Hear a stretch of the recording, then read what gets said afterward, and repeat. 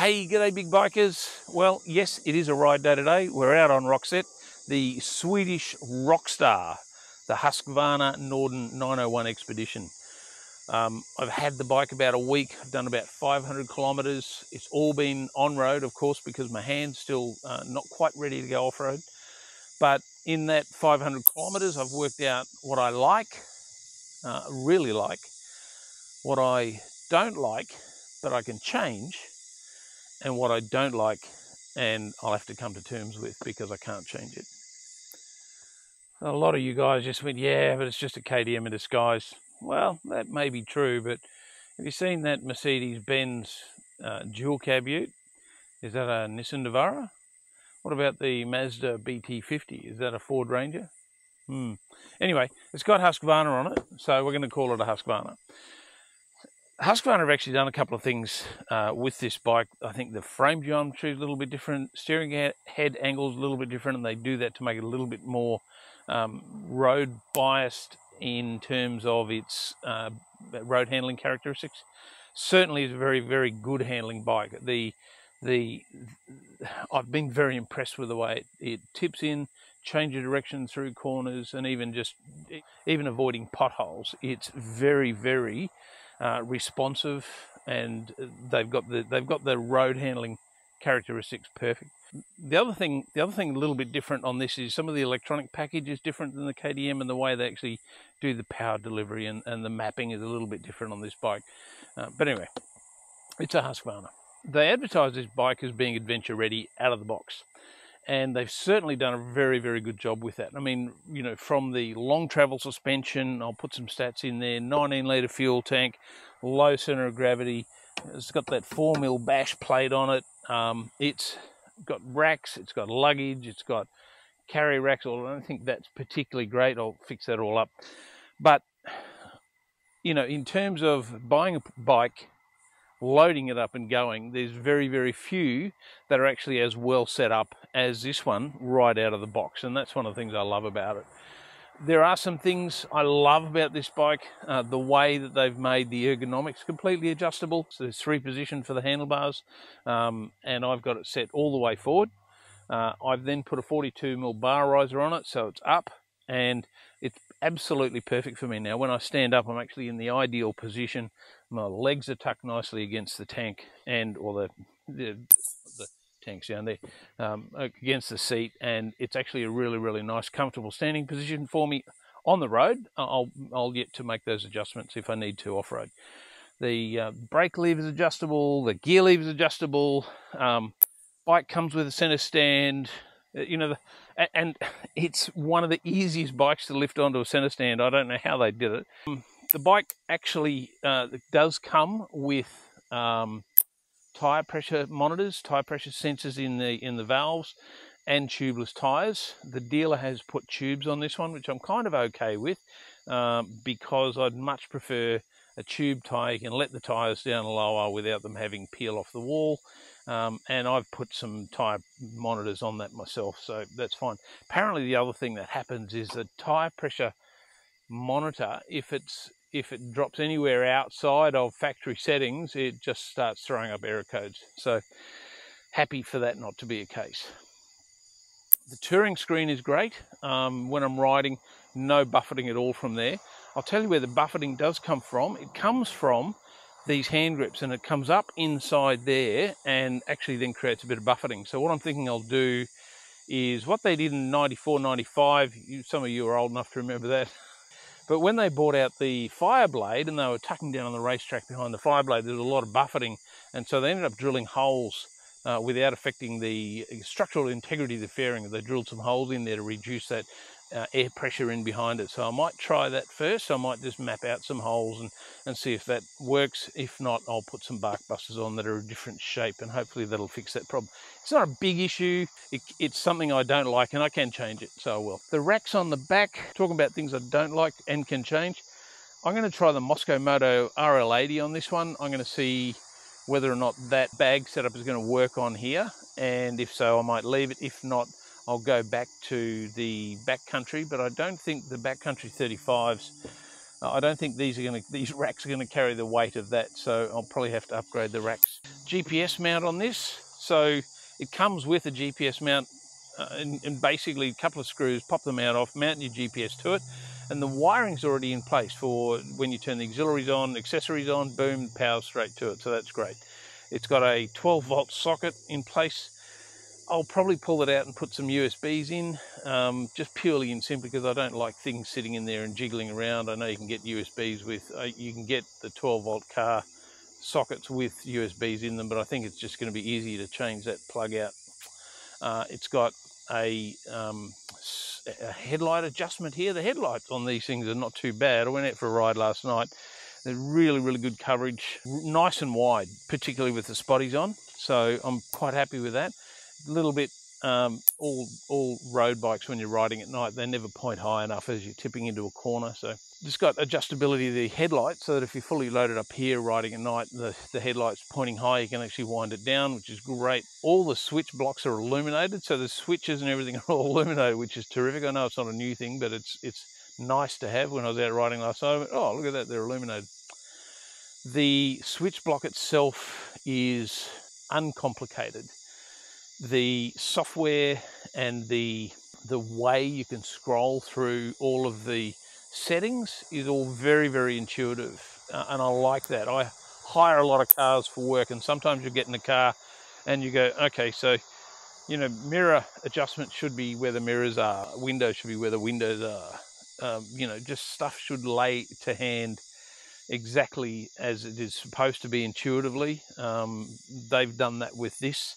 Everything is where it is supposed to be, and the menu, the software menu, is very intuitive. You just roll through it very, very easily. Mirrors are good, really stable, no vibrations at all. Again, haven't been off-road on this bike. I've had it a week. I've done about 500 kilometers. I've run a tank of juice through it. I got 400 kilometers out of it running around town.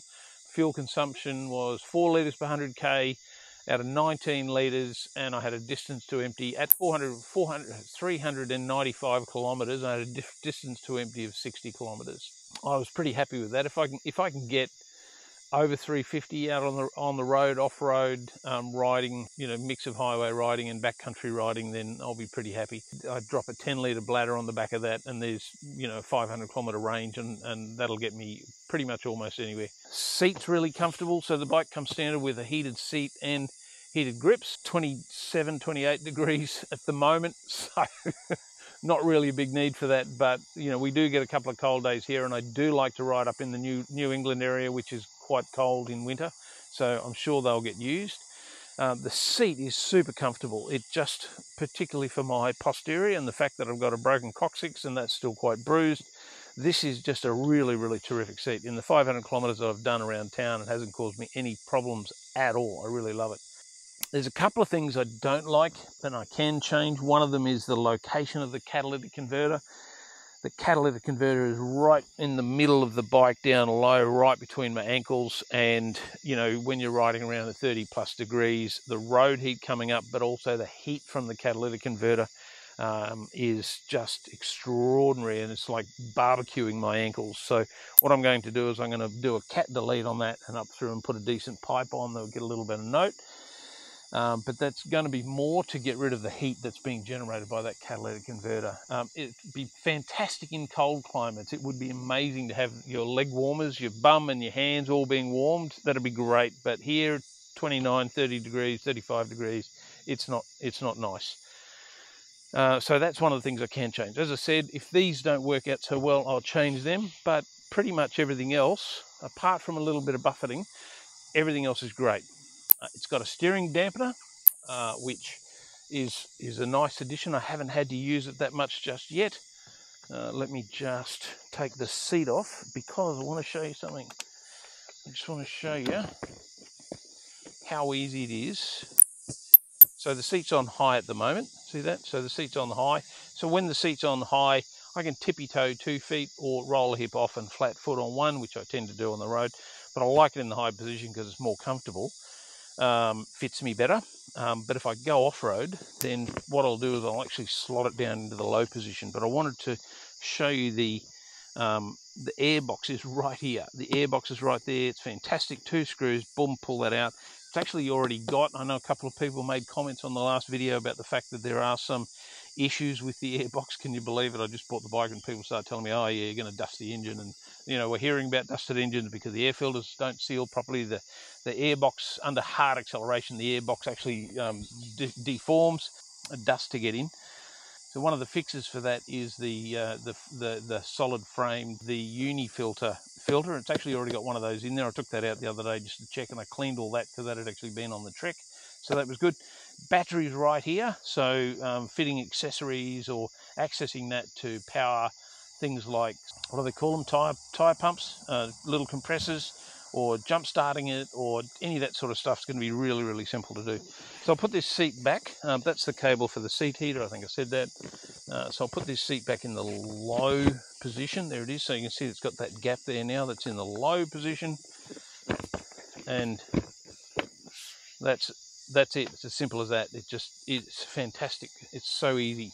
I remember when the 790 first came out, I went to the launch, the live launch, and when they revealed it, you know, the things that we all talked about was because when these first came out, it was, oh wow, look at that, fuel tank's down there, and oh, that's going to get busted when you drop it, and blah blah blah. But I haven't heard of one situation where that's happened. Bash plate's going to protect that anyway.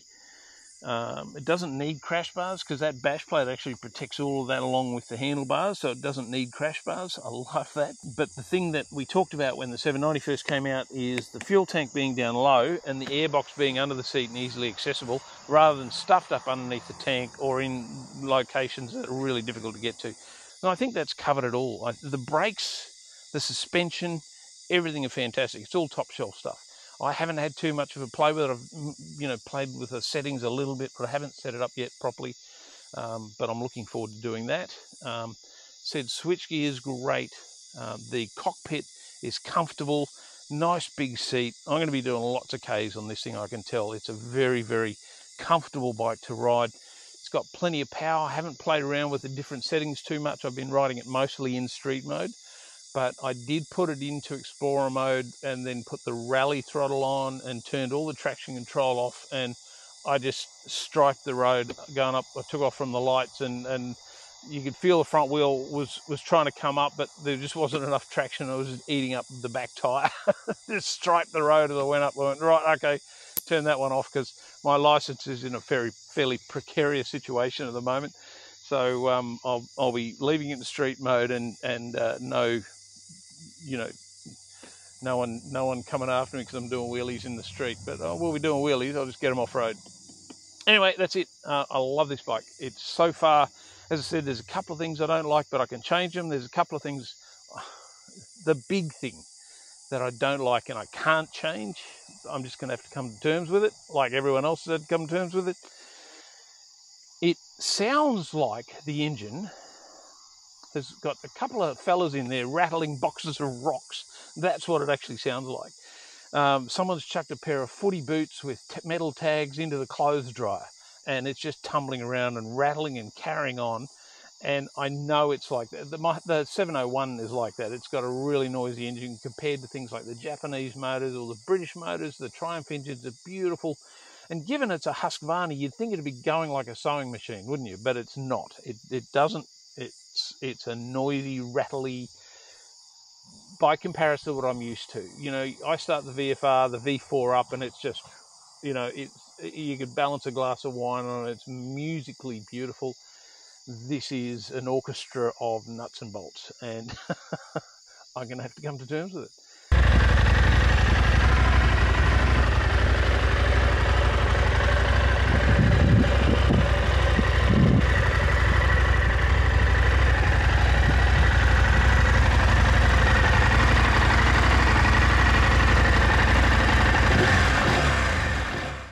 That's it. That's the bike. I got it because of all those reasons. I got it because it was adventure ready out of the box. It's got a good engine. It's got good suspension, good brakes. The ergonomics are good. The ergonomics are adjustable. It's been well thought out. They've actually done a good job of actually building a bike you can pretty much buy, put your luggage on, and take off. So, I've got to say I'm really enjoying the cruise control. Once my hand's in that position for about 5 minutes, particularly with the sprained joints I've got through there, not just the broken hand, but all the knuckles through there are all sprained as well, and all the joints, which they reckon is going to take way longer to heal. Once I've been like that for about 5 minutes, it actually starts to really ache, and I know it's going to be an ongoing concern for me. So I just flick on the cruise control, boom, even 60 k's through town, and just let it putt around and do its thing. So I actually am really enjoying that, and it's never been a big thing for me because I've always ridden off-road, and you don't really use cruise control off-road. But I think this bike and I think Roxette and I are going to get on pretty well, and so far so good. I do like this beast. I bought a Norden 901 Expedition, and that's why. Don't forget to like the video and hit subscribe. Do appreciate all you guys and all the comments all the time. Thanks very much.